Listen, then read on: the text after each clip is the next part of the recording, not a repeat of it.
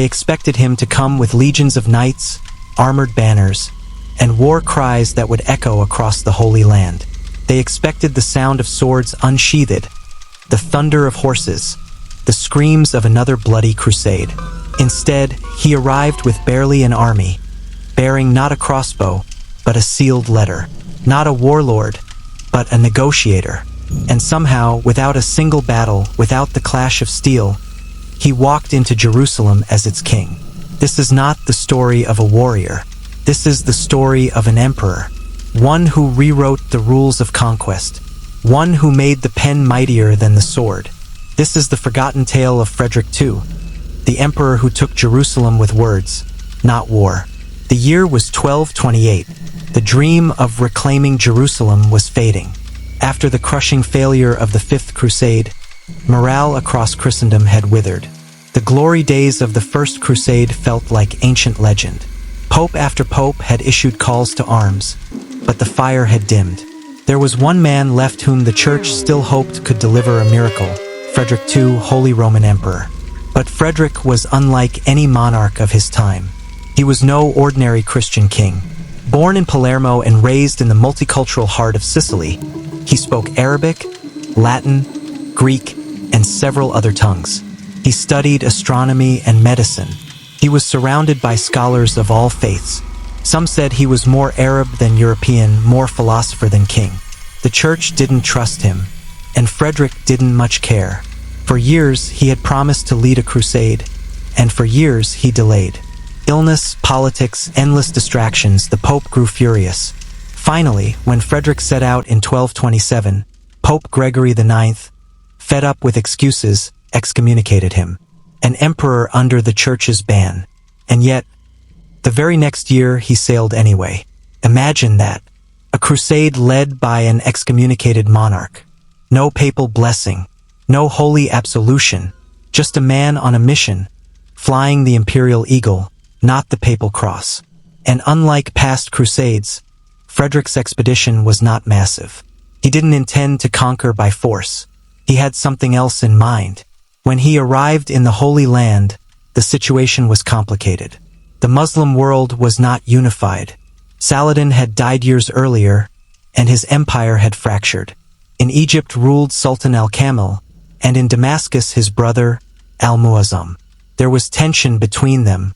Frederick sensed an opportunity. He didn't storm fortresses or siege cities. Instead, he opened secret negotiations with Sultan al-Kamil. Quietly, carefully, behind the scenes. While others prepared for war, Frederick sent envoys, exchanged letters, offered respect, no threats, no ultimatums, just diplomacy. What happened next defies almost every expectation of what a crusade was meant to be.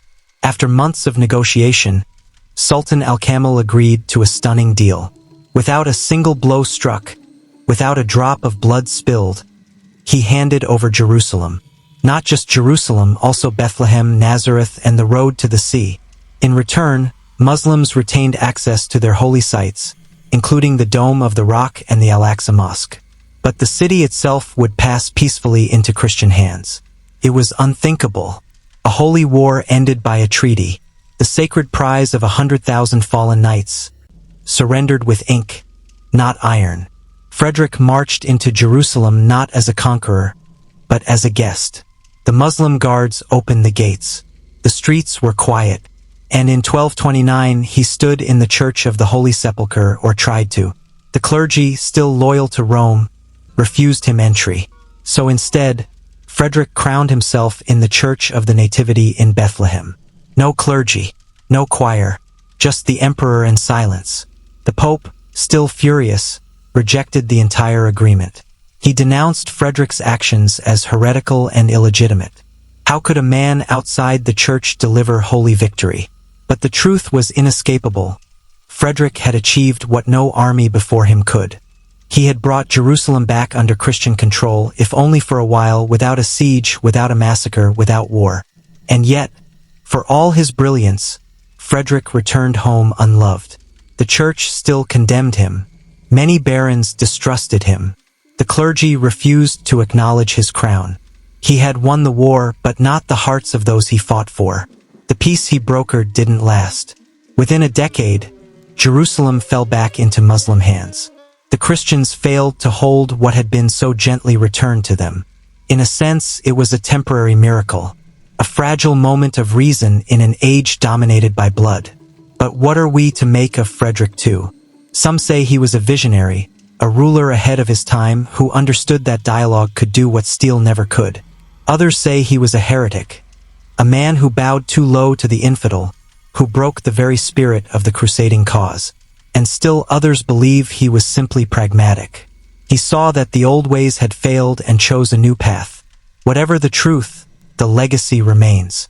In the middle of an era defined by holy war, one emperor stepped out of line, refused the sword, chose the pen, and changed history, because sometimes the loudest victories are not heard on the battlefield. They happen behind closed doors, in whispers, in handshakes, in moments of silent courage. The tale of Frederick II is not just about Jerusalem. It's about power, about defiance, about what happens when a single man refuses to play by the rules that everyone else accepts. In the story of the Crusades, a story drenched in fire, blood, and fanaticism, his chapter is quiet, almost too quiet, but maybe that's what makes it matter the most.